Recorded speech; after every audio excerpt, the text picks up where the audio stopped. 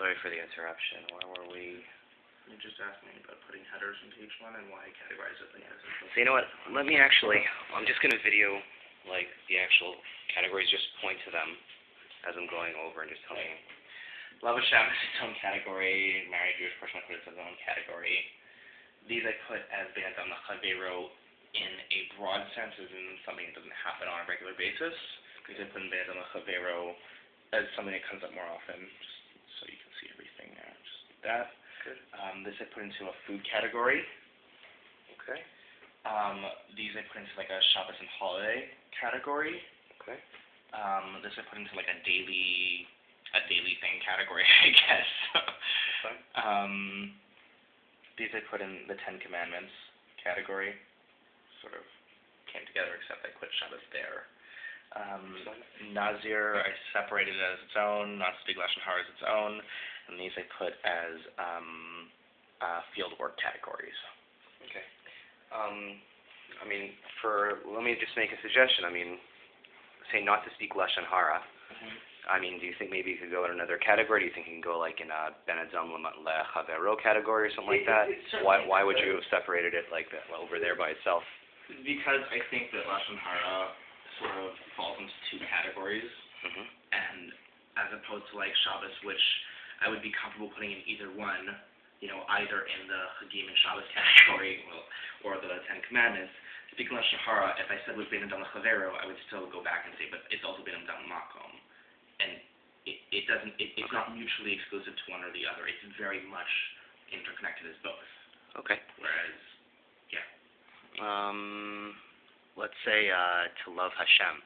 Do you think maybe that would work in, for example, like the Ten Commandments category? I mean, that's sort of like, it's not directly. Not exactly one of the Ten Commandments, like Anochi Hashem Elokecha, Lo Yelecha Elokim Acharim Al Panai. Right. It's similar, but it's not exactly. And I know you're going to say that brother and sister helping with homework doesn't really fit into the Ten Commandments either. But for some reason, to love Hashem seems like a very overarching concept within Judaism as a whole, and therefore I wouldn't put it as a categorizable mitzvah.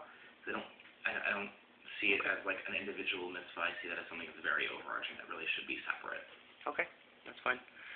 I guess we discussed this already. The next question would be, is there any other way of grouping that you thought of that you ultimately decided not to, but we've already covered that? I already gave you two, like I said.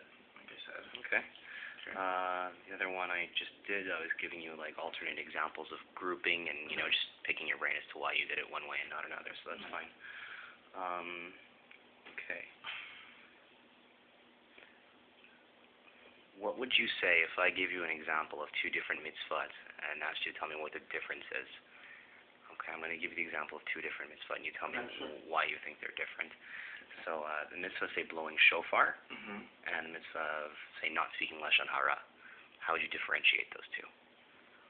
Well, one is a mitzvah aseh, one is a mitzvah lo taseh. Okay. Right off the bat. Okay. Is there anything else that would come to your mind for that also? Yeah, one is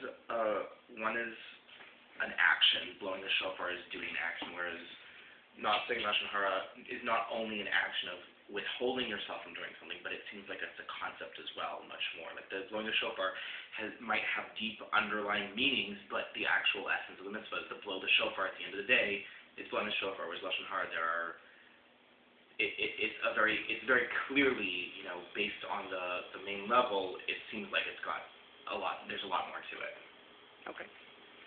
Very good. So that concludes our experiment. That's been a good ride. You know what? Let me ask you one further question. I'm sorry. No, don't worry. Hold on. What's the difference between the mitzvah of tefillin and mitzvah of tzedakah? How would you Mitzvah tefillin or tefillah? Tefillin versus tzedakah. How would you separate and how would you make a distinction between those two? Off the bat, the first thing that came to my mind, just to tell you, tefillin seems like a very physical action. Okay. Whereas tzedakah, although ultimately is a physical action, to a certain extent seems less of a physical action in concept, again, sort of like I said before, as opposed to tefillin. Tefillin at the end of the day is also obviously there's a lot more concept behind it. Okay. And all this, I mean, you obviously have a bit of prior knowledge about all these mitzvot and everything like that. And where would you say you learned most of that? I mean, throughout my Jewish education, I suppose. Okay. You know, high school, elementary school, yeshiva. Why you? Your older brother. Your older brother teaching everything you know. No, he actually, you know, stopped me from learning things a lot of the time. I actually know less because of him. Very good.